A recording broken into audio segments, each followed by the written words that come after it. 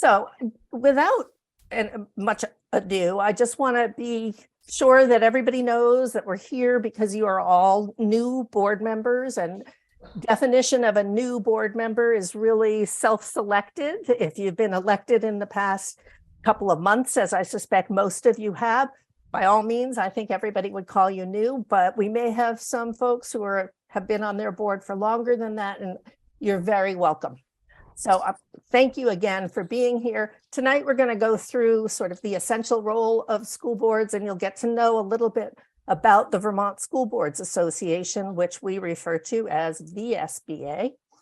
And next week at the same time, we'll be back here again to talk about the board's involvement in budget and financial oversight, and also what you should expect at a board meeting. We're hoping that by mid-May, most of you have had 1 or 2 meetings under your belt, so you'll begin to have a sense of knowing what you don't know, or something like that.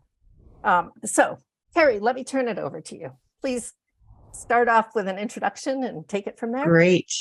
Hi, I'm Carrie Lamb. You will see lots of emails from me. I do a lot of the communications for VSBA, the marketing and that type of thing.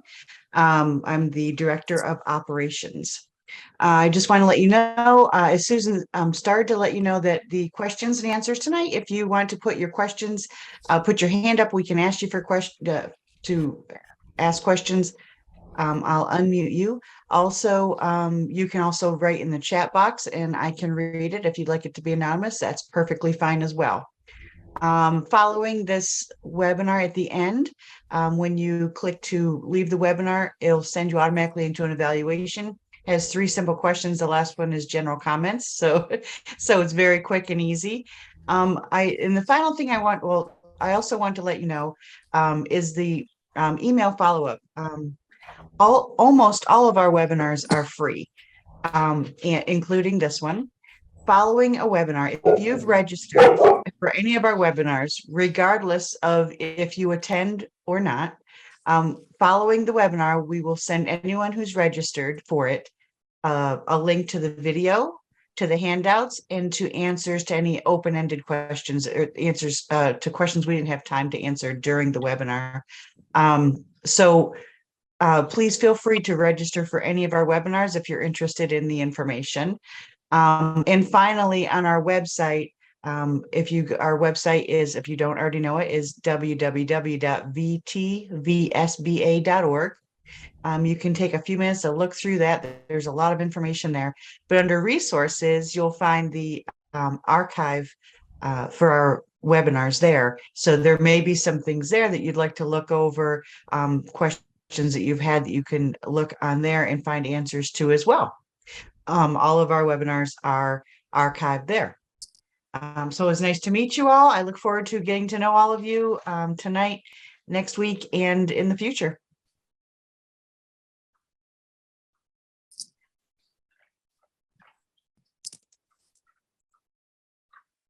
I will jump in now and introduce myself. My name is Sue Siglowski. I'm the executive director of the VSBA, and I want to thank you very much for your school board service. It's such an important role, and we're going to be delving into some of what it takes to be a school board member tonight. I'm looking forward to meeting each and every one of you in person. My role at the VSBA is to overall ensure that the association achieves its goals based on its vision and mission. And we'll talk a little bit later about the vision and mission. I am also an attorney licensed to practice in Vermont, so I provide local boards and administrators with legal guidance in response to inquiries, and also confer with entities such as the Secretary of State, the Vermont School Boards Insurance Trust, the Agency of Education, Vermont League of Cities and Towns, and many others on interpretation and application of laws, and also parliamentary procedure. And I will hand the microphone over to Sandra Cameron. Hello, everyone. Thanks for being with us tonight. As the VSBA Associate Executive Director, my role includes a variety of elements, which include governmental relations and advocacy. I oversee the model policy manual and the policy services for the VSBA. I coordinate the work of the resolutions committee, which is very active right now and will be through the fall. I collaborate with other educational partners around grants and professional development, and also as an educational equity lead among 3 associations that work really closely on equity, and then really serve as direct assistance with any other aspect of the VSBA anywhere that I'm needed. So you may also see messages from me, certainly as we start to shift from the legislative session being really active over to our policy session, which is fall and winter. You'll start to see a lot of updates coming your way. So thanks for being here. All right, I'm next. Hi, my name is Kara Zimmerman. I am the new, as of last week, Director of Policy Services and Legislative Affairs for the VSBA. Prior to that, I have been working with the VSBA and a coalition of education associations to help cover the last 4 legislative sessions. As the Director of Policy Services and Legislative Affairs, I will be responsible for monitoring and communicating about legislative activity related to education, developing content for legislative reports that I hope you will all read next session, and generally assisting and supporting our legislative advocacy work. In addition, I will help Sandra staff the VSBA Resolutions Committee and the Legislative Committee. I will also work with Sandra to review and write model policies, review the law book proof annually, support the employer commissioners with their work to negotiate school employee healthcare benefits on behalf of all Vermont school boards, and support Sue in providing local boards and administrators with legal guidance in response to your inquiries. And I look forward to working with all of you. Thanks, Kara. I would like to also, and the slide you're seeing here on the screen also includes Debbie Singeiser, who, as I said, you'll meet next week. She is, I'm sort of just filling in for her at the moment. But I think it is important for you to know that 4 out of the 5 staff members at VSBA are former school board members.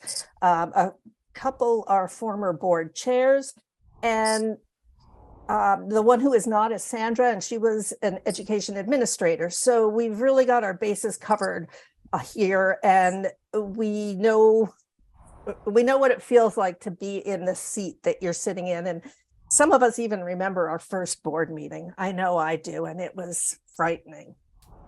So as I mentioned, we do want to keep things tonight as interactive as possible. And we're going to start off by having some discussion in breakout rooms. The staff will not be with you. It's for you to talk among yourselves. And really, these are the questions we'd like you to focus on. And you'll get about 5 or 6 minutes. And when you come back, we'll have a little chat about the consensus on these 2 questions. So what is the role of a school board, and what do school boards do? Well, I guess I can say something, yeah, I'm Dustin Ray. From where, Dustin? From South Stratford, Newton School Board. And anyway, yeah, I had a good group of folks there. We just introduced ourselves, and I think the consensus was that each school has their own mission statement, and I think so. One of the jobs is of the school board is to help accomplish that mission statement. Which all in all, it's all about making betterment for the children.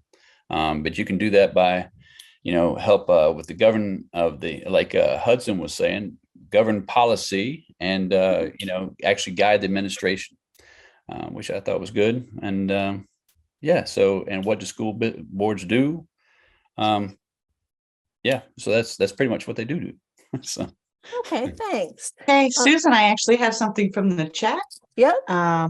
And just so that you all know, I'm going to assume when you put things in chat that you would like to stay anonymous, which is absolutely fine in any of our webinars to stay anonymous. So the response in the chat was to serve as a board of trustees, look at the bigger picture, secure resources, provide oversight to the superintendent and principal, help negotiate collective bargaining agreements, and review the budget and confirm alignment with school goals. Great. So those are some pretty general statements, but nothing there is misaligned with the role of boards. We sometimes get a little bit confused and get a little too deep into the actual operations of a school district, and that becomes problematic. But in general, we are talking about that big picture. So the VSBA works with a platform that we developed in-house that is very closely aligned with the National School Boards Association standards for what the essential work of school boards is. I hope you have all received a copy of the book that we publish, which you should have gotten by mail. Oh, no, it's a PDF, right, Carrie? Nope, they all went. Every new board member receives the Essentials book in our welcome packet. Okay, great. If you have not received it, please send me a note in the chat and I'll ensure that you get it. Right. And so that book, which is, I don't know, over 100 pages, goes through what school board service is about, what the job of the board is, some of the important conversations that are going on nationally and certainly around Vermont right now about educational equity. It talks about education governance, and we're going to talk about that a fair bit tonight because that really is the perch from which school board members see what's going on around them. We'll talk a little bit about board operations, but mostly that'll be next week. We'll talk about the common challenges that board members face and that boards face, and that's covered in the book as well. And then there's a section there, an annex with additional support from state resources, local county resources, local resources in your towns, and how education and education administration from the community perspective link all of that together. And with that, I will turn it over to Sue. Thank you, Susan. Hmm. There we go. The VSBA is a nonprofit member association, and the board of directors is responsible for oversight of the organization. It assures that the association has a clear vision and goals and is fulfilling its mission, is fiscally sound, and has a strong connection with the membership. For organizational purposes, the state is divided into 11 regions, and we have 2 representatives from each region on the board. And you can find a full listing of the regions on our website. Last spring and summer, the board engaged in a comprehensive strategic planning process. They began by surveying the membership at the beginning and again as their work progressed. And the results of that process are the beliefs that you see on this slide, as well as new vision and mission statements. So these beliefs were really foundational to the development of the vision and mission. And I certainly encourage you to review them when you have access to the slides. I'm not going to read each of them individually. Moving on to the next slide. After developing the beliefs that I just spoke about on slide 7, you can see on slide 8. That's me. The vision and mission that were developed, and the VSBA board proposed language for the vision and mission to the membership, and then they got feedback from the membership. So as you can see, this was a very involved process that they went through based on feedback from school board members just like you. And the language was refined further to what you see on the screen as the new vision and mission of the VSBA. So the vision is the VSBA is the trusted leadership organization advancing the essential work of Vermont school boards so that each and every student is supported in their educational journey. And you will hear a little bit later on about our equity work. And those words, each and every student, are really important they tie back to our equity work. And then the mission, which is built on the vision, is to develop and provide systems and resources support school boards and their members informed through inclusive community engagement. So what that really means is that we are here to serve you and support you, and we want your input on how we can best do that. Moving on, one of the ways that VSBA supports school boards is through our public policy work. And that happens in the legislature, it happens with the state board, and also with the Agency of Education. During the legislative session, we are in the State House all the time. We're monitoring the bills that affect education and also oftentimes trying to influence them by providing testimony to legislative committees. We keep you informed about what's happening by issuing legislative reports and legislative alerts. So keep an eye out for the final legislative report, which will be issued after this session adjourns. And we think it's going to adjourn on Friday, although they may have to come back for a veto session later in June. You will receive the legislative report by email, and it also is always posted on our website. So you can find the legislative reports there as well. Sometimes I find it really helpful to look back at a past legislative report, and they're all there easily accessed. We also issue legislative action alerts when school board members may want to weigh in on an important education bill. The State Board of Education has rulemaking authority affecting education, and the rules are based on the laws that are passed by the legislature, and they're a very important part of how education is regulated in Vermont. VSBA attends state board meetings and is sometimes asked to provide testimony to that board. And then finally, for this slide, the Agency of Education oversees and regulates Vermont's education system. And VSBA interacts with agency personnel on a regular basis and serves on various working groups headed up by the agency, including the Hazing, Harassment, and Bullying Prevention Advisory Council, the Advisory Committee on Wellness and Comprehensive Health, the Act 173 Advisory Group, and the Education COVID Recovery Steering Committee. Slide 10, VSBA's advocacy is based on resolutions, which are positions taken by the association on issues of importance to Vermont school boards. They may include recommendations for action by the VSBA, local school boards, the legislature, the executive branch, or any other decision-making bodies. Resolutions are voted on by members at the annual meeting in the fall. And during the spring, which is now, each school board has the opportunity to submit proposed resolutions for consideration. VSBA model policies are updated to reflect statutory changes or when they are needed to lend predictability and consistency to a board operational practice. And VSBA also offers policy reviews to help school boards and school districts align policies with VSBA's model policy manual.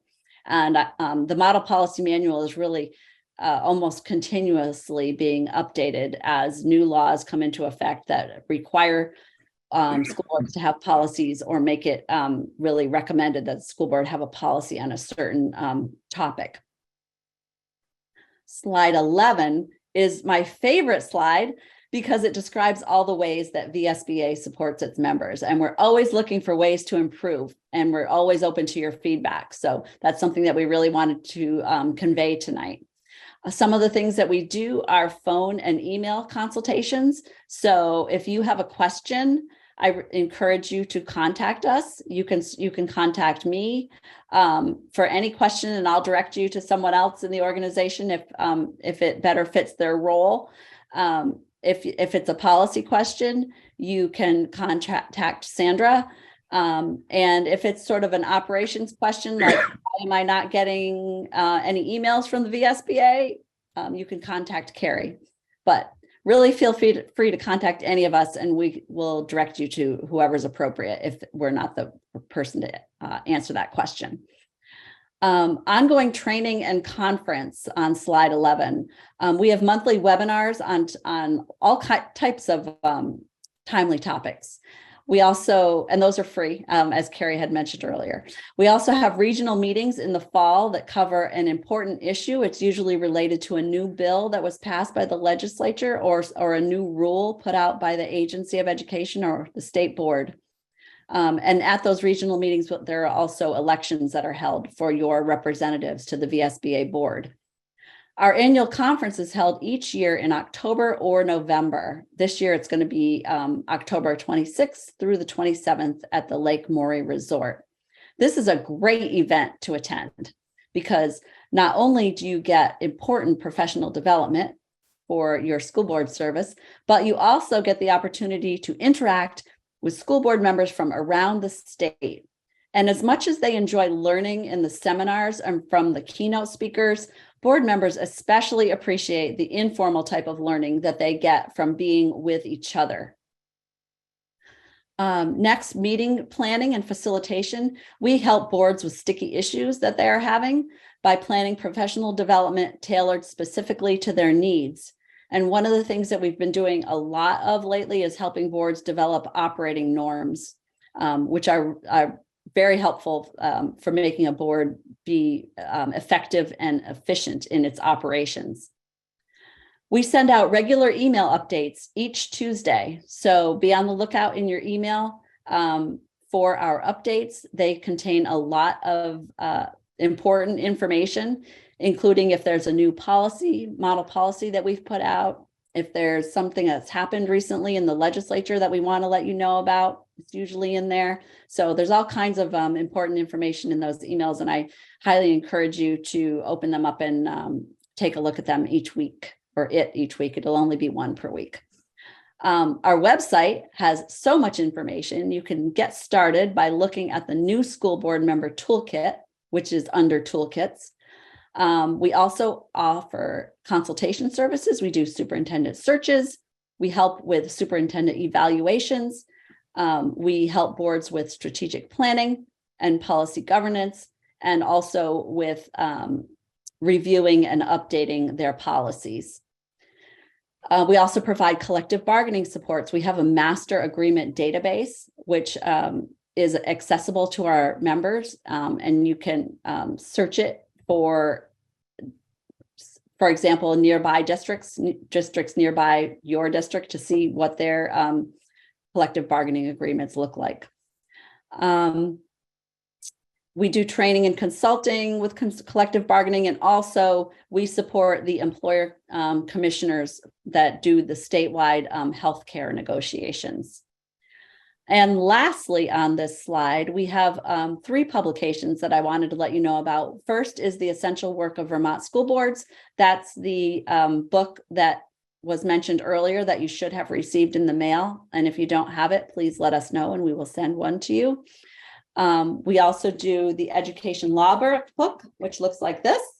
It is, we call it the Green Book sometimes too, because it's always green. And it's updated every year with all the changes to education law, but also other laws that are going to be important for you to understand as a school board member, such as the open meeting law. And lastly, we have member newsletters, which are sent out electronically and by mail. Moving on to slide 12, board development opportunities. We hold monthly webinars, as we've mentioned. They are free and they're on topics of relevance and importance to effective school board management. You can visit our website under events for upcoming topics and registration.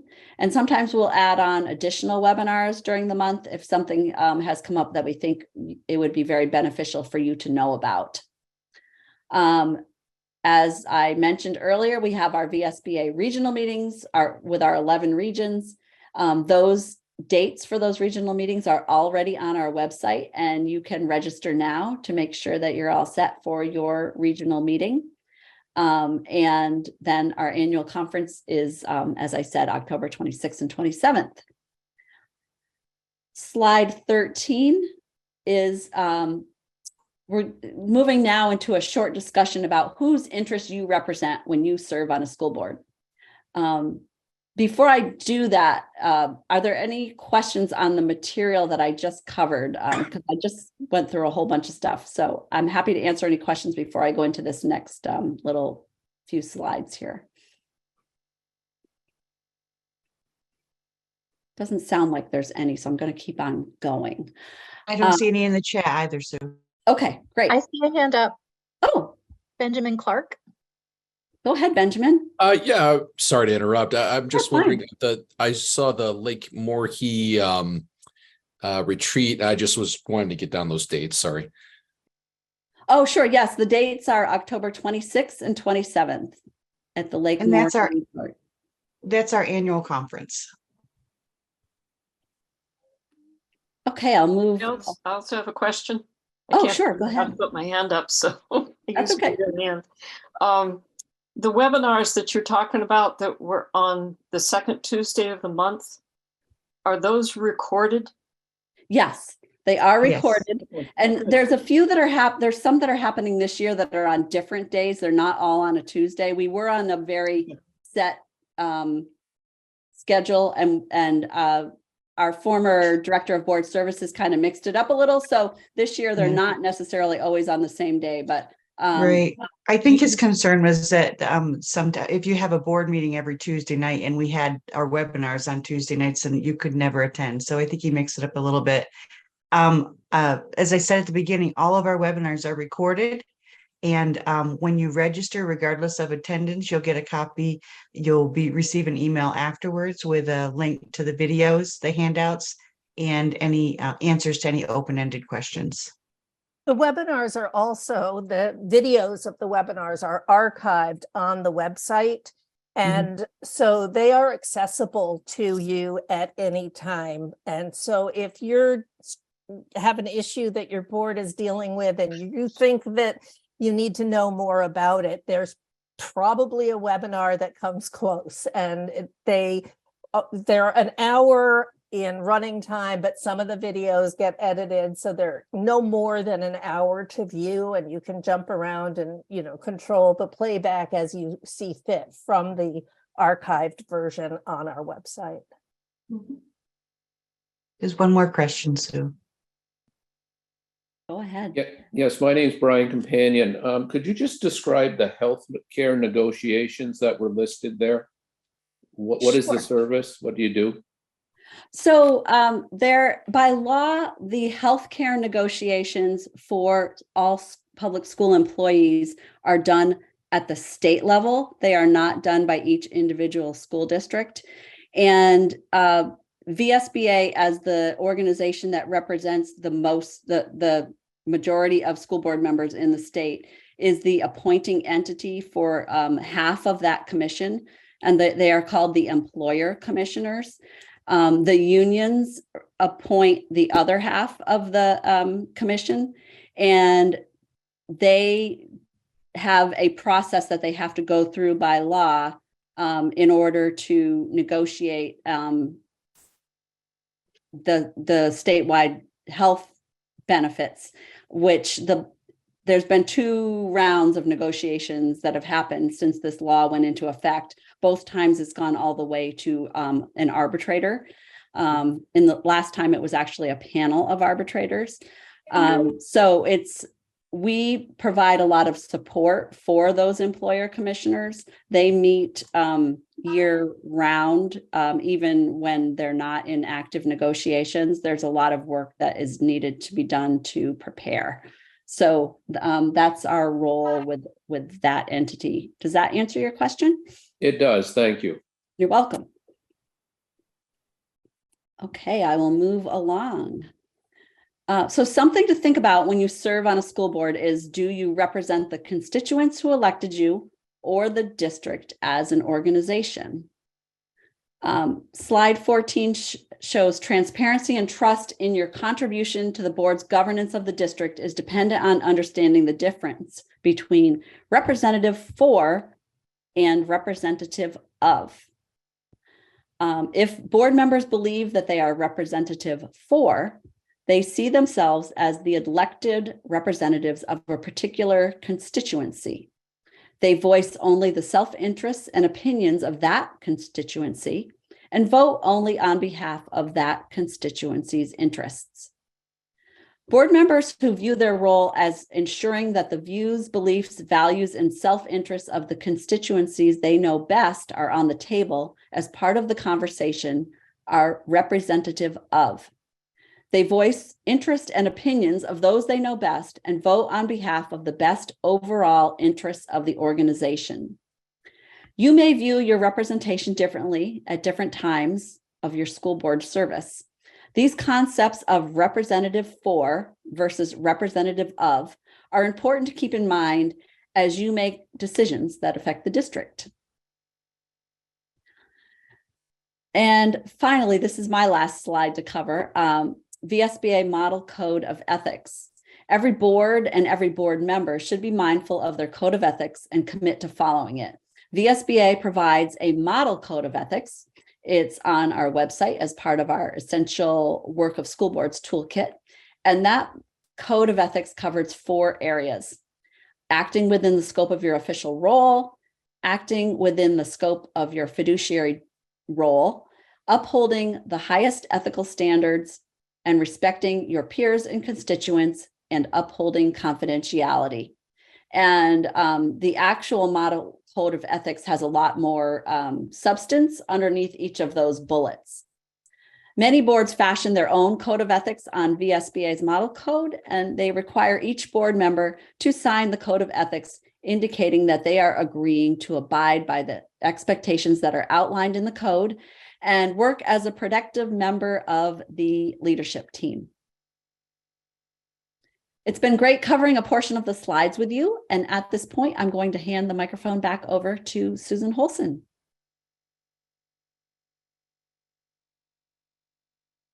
Thanks, Sue. And I just want to thank Sue and Sandra and Tara for all being here. And if you all need to drop off the call, we understand. It's been a long day for you, I know. So Sue has been talking about a lot of what VSBA does and what goes on at the state level for about education. But as new board members, that's probably not your first concern. Your first concern is what's going on right at home in your own town and with your own schools and your own issues. And so I do want to really kind of take time to step back and focus on that. I wonder if in the chat you could show, just by show of hands maybe, how many of you have already attended at least one board meeting?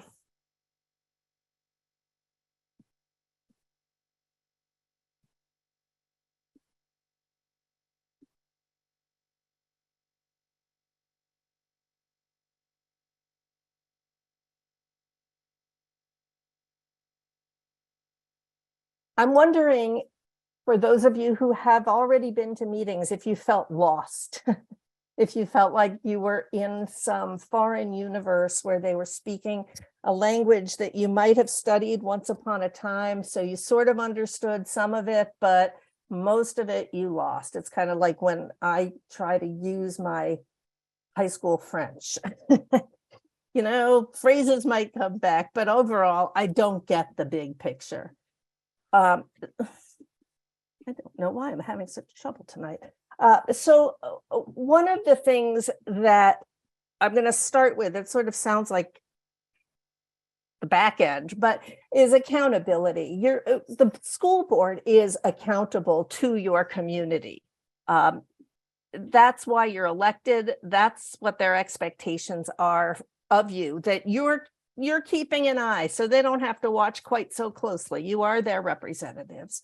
And within the board, it's the same kind of thing. So if you are attending a meeting and you feel lost, or you feel like you need clarification, it's okay to ask a question. Everybody knows that you're a new board member. They've all been new board members, some of them a very, very long time ago, and some of them a couple of years ago. So don't forget that you're not expected to know everything right off at the top. That's really important. So we've talked about our platform, our essential work of Vermont school boards. This really speaks to governance, and this is what the cover of the book looks like. So if it doesn't look familiar, please, please, please do let Carrie Lamb know that you have not received a copy of this book. It probably has to do with timing, because as soon as she finds out about new board members being elected, those things go out. But nonetheless, do make sure you have a copy. It's a very rich book. I don't expect anybody's going to read it cover to cover, but don't just shove it in the file cabinet before you've looked at it either, because there's some value in it. And we have done an adaptation of it that's on the website. Sue mentioned there's a section on our website called Toolkits, and there is a toolkit there for new board members specifically, and another one on this essential work of Vermont school boards. And you're looking at what the landing page for that toolkit looks like. So it's broken down into 6 what we call domains, which all add up to good governance. And really the role of a school board is governance of your school district. That's all well and good, except most people don't know what that means. And I know I served on a school board for 6 years, and it took me about 5 of them to figure out what governance means. So I'm going to try to help you out here with a little bit of guts to that. And this is borrowed in part from UNESCO, that also talks about governance.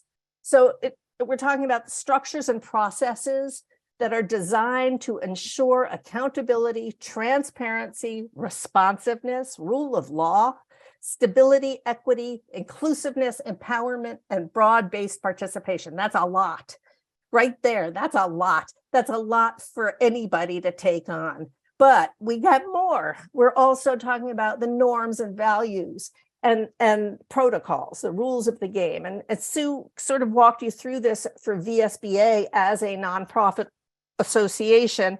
A school district has some similar properties and others that are not so similar, because a school district has its own entity within Vermont statutes. It's defined very specifically.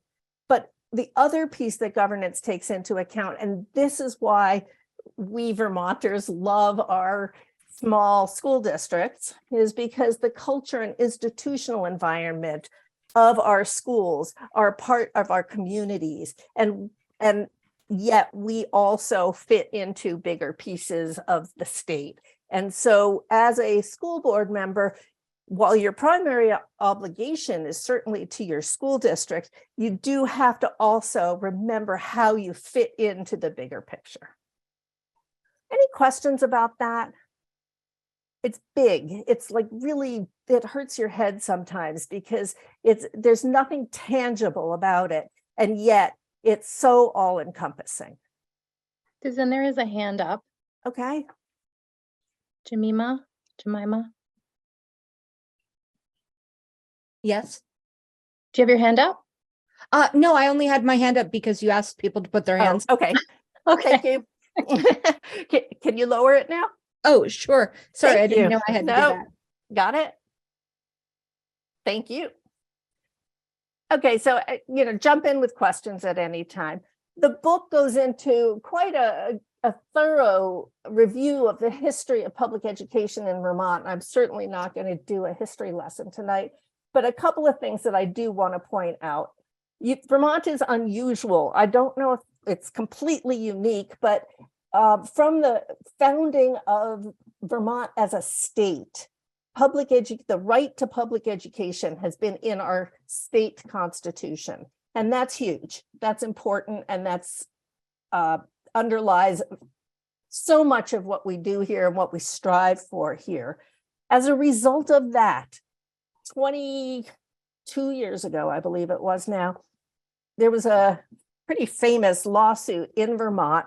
A student's family from a rural school district claimed that the students in that district did not have a fair and equal access to education simply by virtue of being in a small, rural, underfunded town.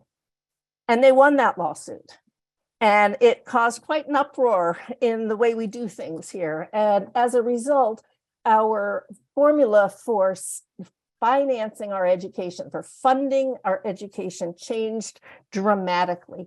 So we are no longer the old model that many states still use, where your property value determines the amount of taxes that you personally contribute to the education budget, but rather the legislature actually, and the Agency of Education take all of the budgets that we have all worked on and passed locally and adds them all up and figures out how much money we need to raise as a state to pay for it. And then they have this very complicated formula where they send it back. We actually pay our income taxes, our property taxes, though it feels like you're paying them to the town. That all gets sent back to the state and redistributed to the towns. And it is done in a way to make it more equitable so that the size of a school district or the wealth of the school district is not determining the level of the budget. It is complicated. We will talk more about that next week. I will send you some resources in the meantime to help you get a sense of that if you don't already have some understanding of that. But as a result of that, the state, A, because of the Constitution, and B, because of the funding mechanism, the state is a partner in your public education in your town.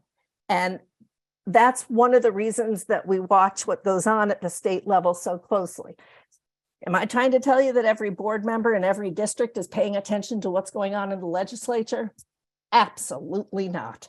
I think most local reps probably don't pay a lot of attention to that. The administrators do, so they'll keep you apprised of what you need to know, and so will the SBA. And I'll leave it at that for now. Fundamentally, when we take that big lens that we were talking about, the governance lens, the questions that we have, these are the big questions at the end of the day for a school board. How are our students doing? Do we even know how they're doing? What are we as a district doing to improve student learning? And how are we going to know if we're making progress?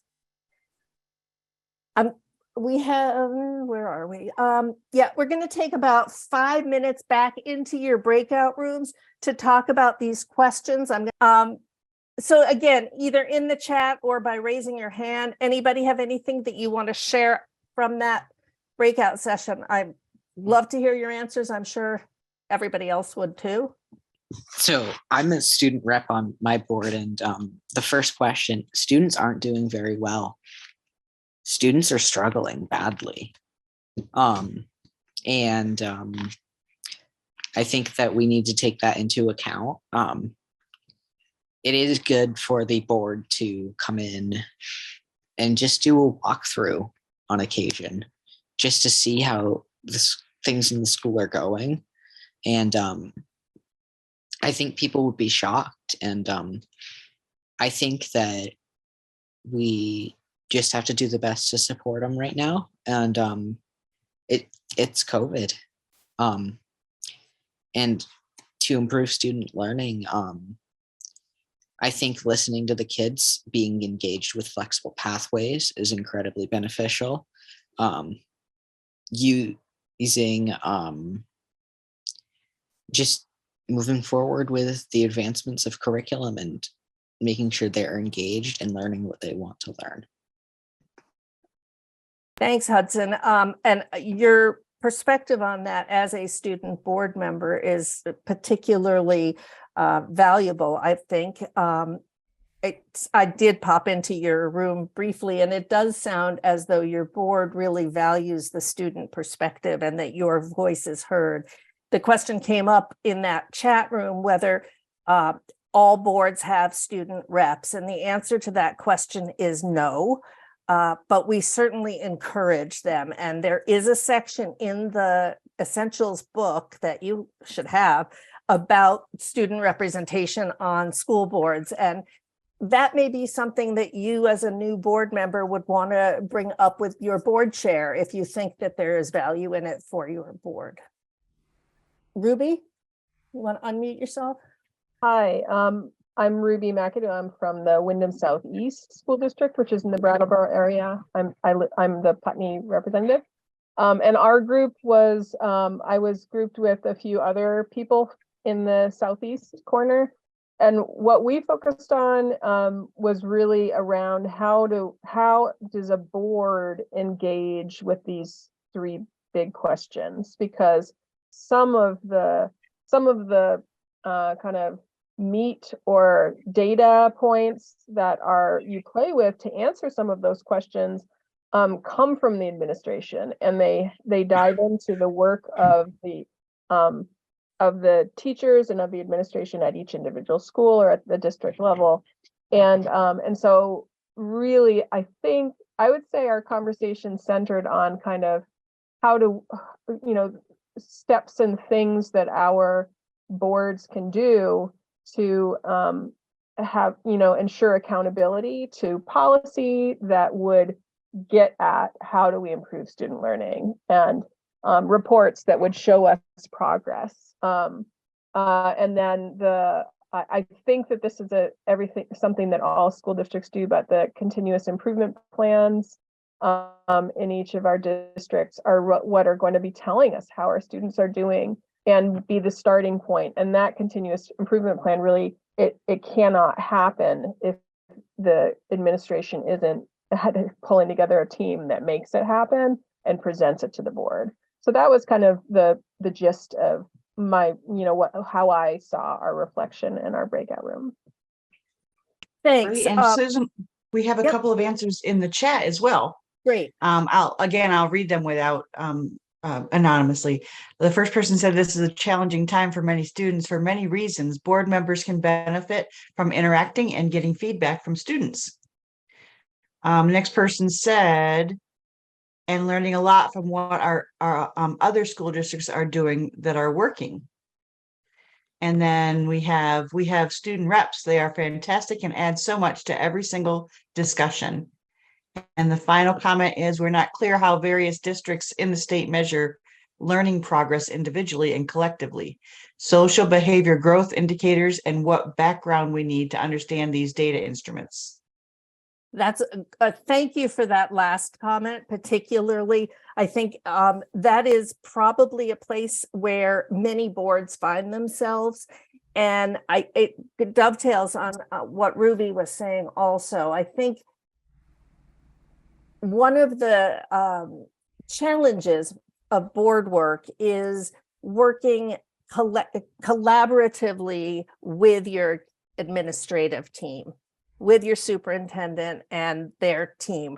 And that's going to vary depending on whether you're a supervisory district or a supervisory union, whether you're attached to a single school or you're looking at a whole school district. You'll probably be working with different personnel on the administrative side, depending on your structure. But nonetheless, the administration has the data. It's up to them to present to you the story of what's going on in the district with the data that's available to them. And so having that understanding of what to do with that is really where the board comes in. How do you look at that data? How do you interpret that data? And what is that data telling you for where you are today and where you're going and where you want to be going? Those are the sort of the benchmarks against which you want to view that spectrum.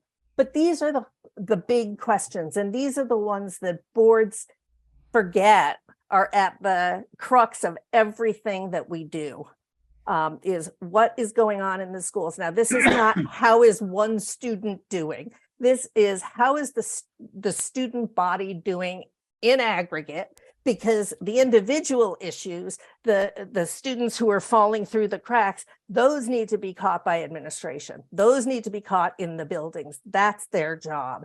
They're the educators. But it's your job as board members to make sure that policies align with the needs of the district and that resources, funding is available to fund the priorities of the district.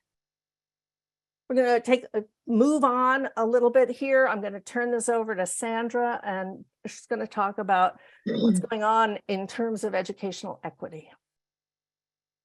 The timing is perfect. The topics go very well together. Hi, everyone, again, Sandra Cameron. Good to see you again. So many of you may have seen this image in other arenas or in trainings. It's a comparison of equality and equity.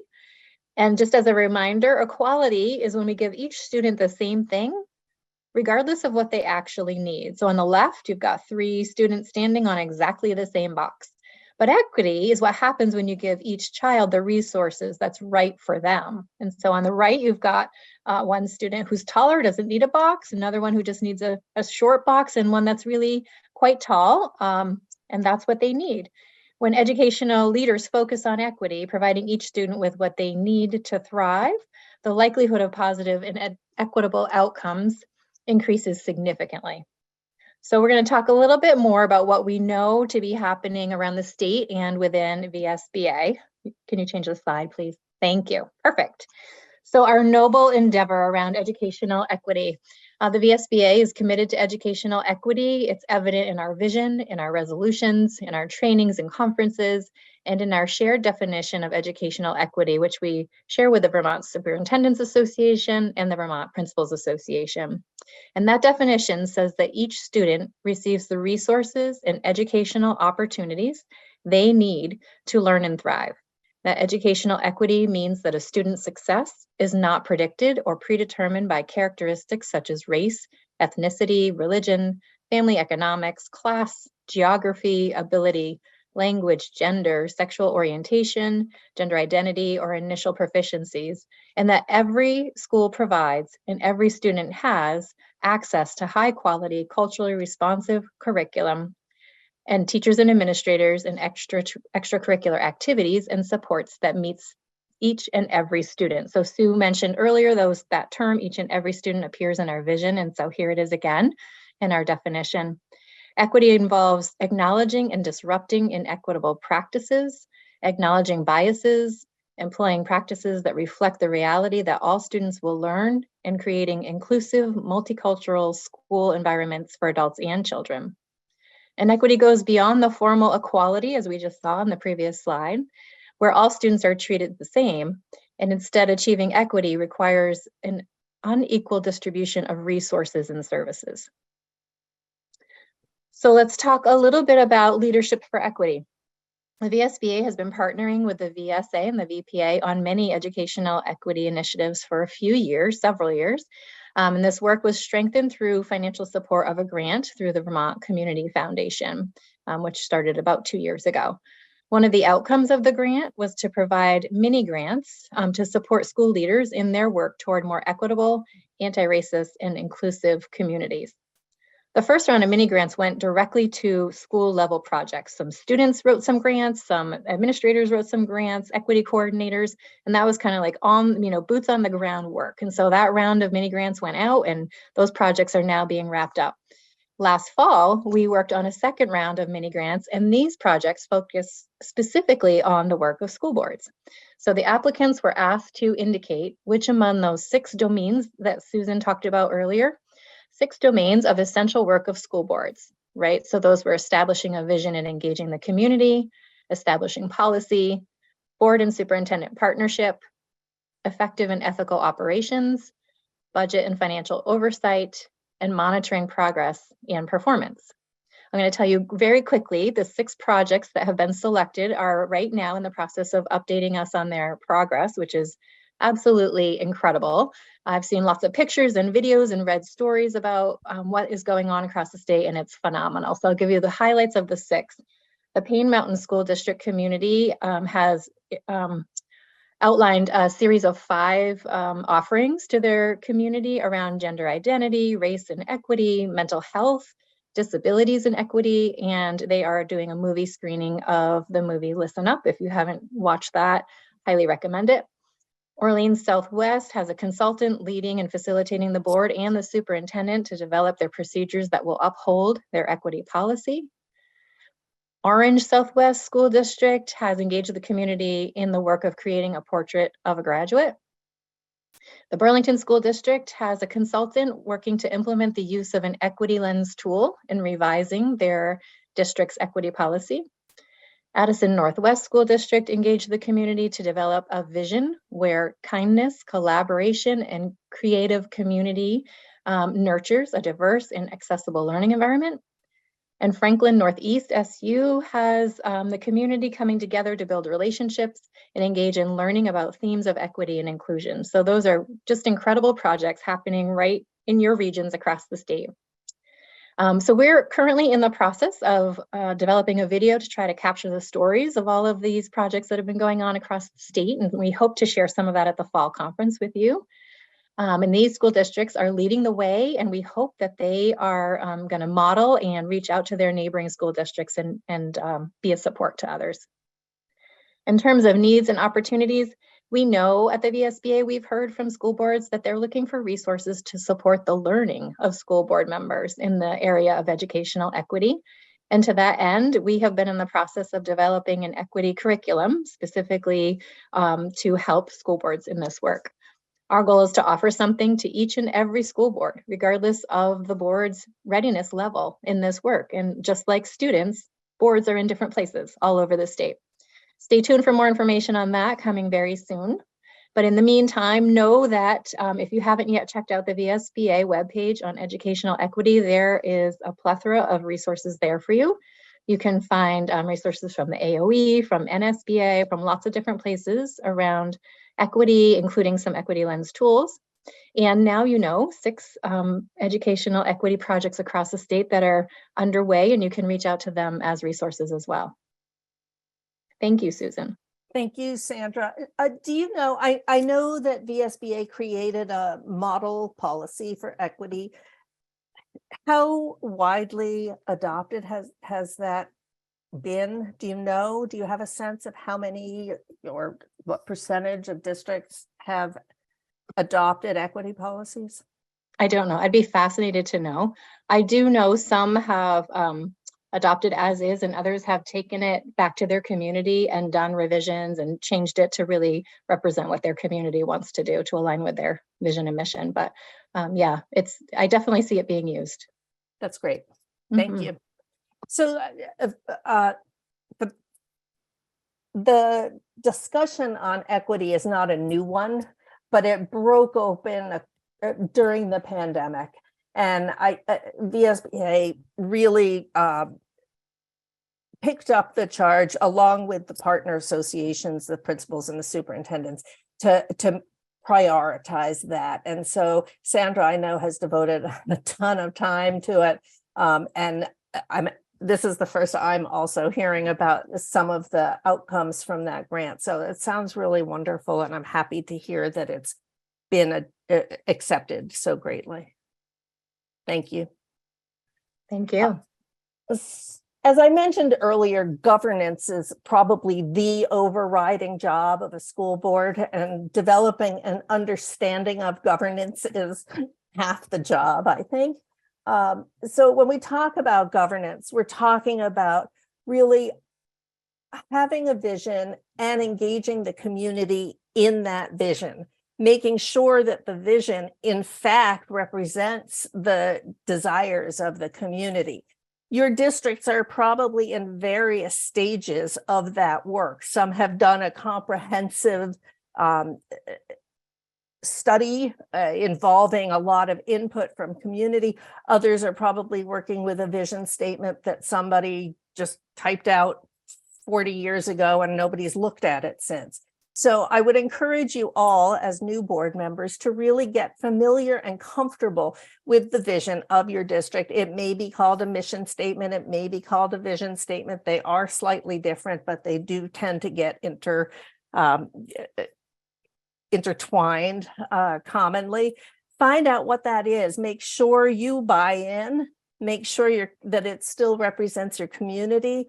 And if not, maybe it's time to do a little more work around that. And that is something that you would approach your board chair about if you felt that way. Policy is another fundamental job of a school board. Establishing policies that support your vision. Are you cold, sweetie? Whoever that is, would you please mute? Great hit. You two both got great. Thank you. So to make sure that your policies are aligned with the vision, aligned with the needs of your district, and also aligned with the current and latest legislative requirements. Partnering with the superintendent. I mentioned that earlier in passing.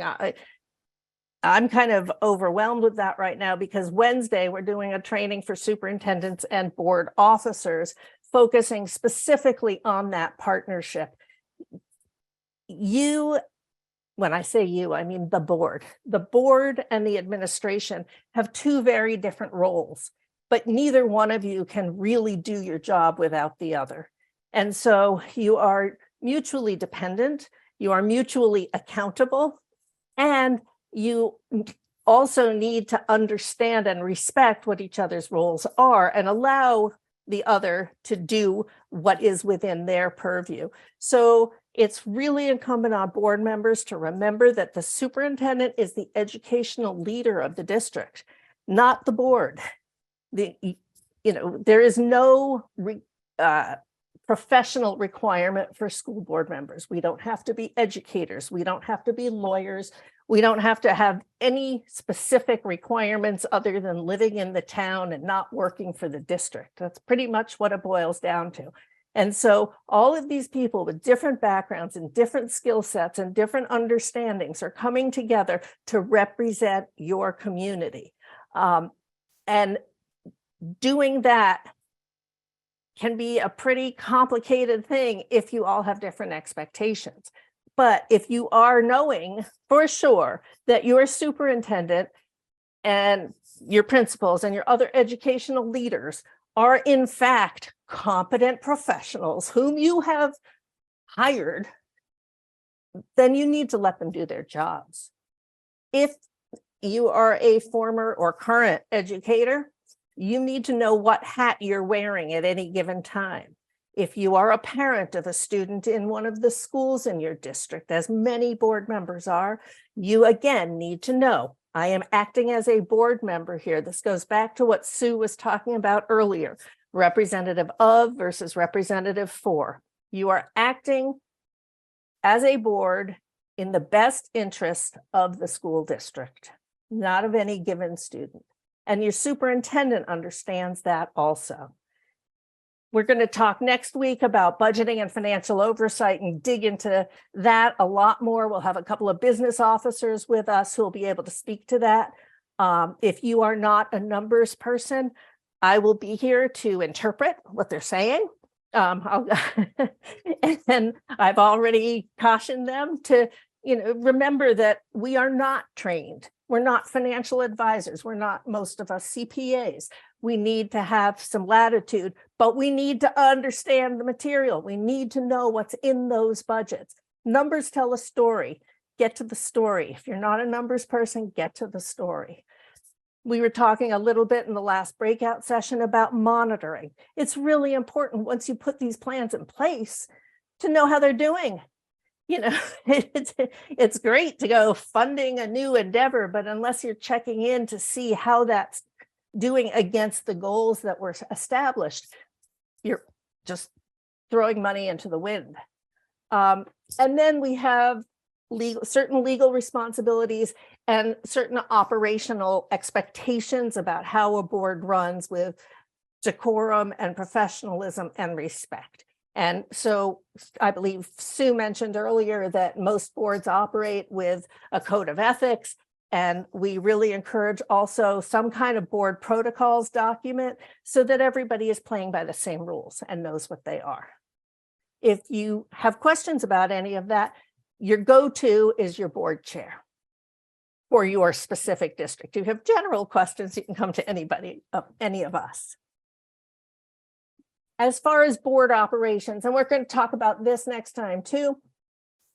The chair is sort of the central person. They run the meetings, and they are usually the first point of contact with the public, by which I mean the media and also with administration. So the board chair and the superintendent are likely to meet one-on-one, probably monthly prior to your meetings, to make sure everybody's on the same page with what we're doing and where we're going and what the administration needs to ask of the board. Your board chair is an important person for you too. And so make sure they know that you have questions, that you want to get involved and you want to dive in, but you need a little encouragement. Sometimes the board chairs have been doing this a really long time and they forget what it's like to be new on a board. Board chairs are elected every year. So it may have been at your first meeting when you were just elected by the public that your board reorganized and elected a chair. So you probably were not very well informed in how to vote for that particular election, but next year you will be. Boards should have goals for the board and an annual work plan to see that you're accomplishing everything that you set out to accomplish, whether it's revising or reviewing your policy manual or doing some work specifically around equity, or back to what Hudson was saying earlier about student wellness. Excuse me. Make sure your meetings run smoothly. Make sure you know how to communicate with the public legally. Open meeting law is a big deal. It's a big deal. It's a pain in the neck and it's a big deal. Watch the archived webinar. You'll learn more than you ever wanted to know about Vermont's open meeting law, but it is relevant to you. So you need to understand what the limits are for you as a board member. What role do committees play? That varies widely from board to board. Some boards operate exclusively through committees and others don't have any. So find out what that's about and get yourself into the committees that make sense to you. If you're not a numbers person, don't serve on the finance committee.